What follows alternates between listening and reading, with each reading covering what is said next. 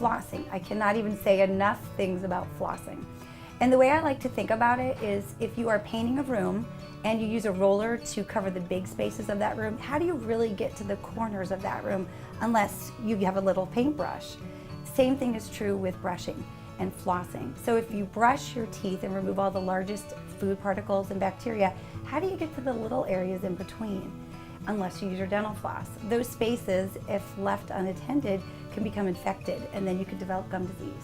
So there's a lot of different ways that you can floss. It doesn't just have to be the strand and wrapping around your fingers. We understand that's not for everybody.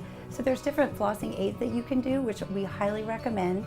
And as long as you're compliant with it, pretty much anything you want to use is fine. One of my favorite things to use when you don't like to use the actual strand of floss is to use one of these simple pre-threaded flossers. And they come in some different colors and things for kids.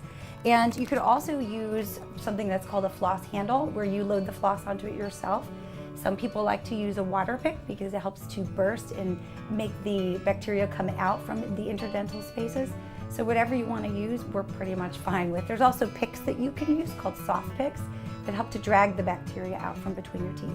Some of the fun things I have heard from people when I ask, so what kind of flosser are you?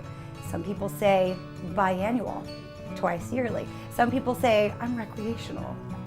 Okay. Some people like to say that they are fanatic, and I love to hear that. But whatever way that you floss, we can tell if you've been doing it or not. It's so important because when you're not flossing, things just become inflamed.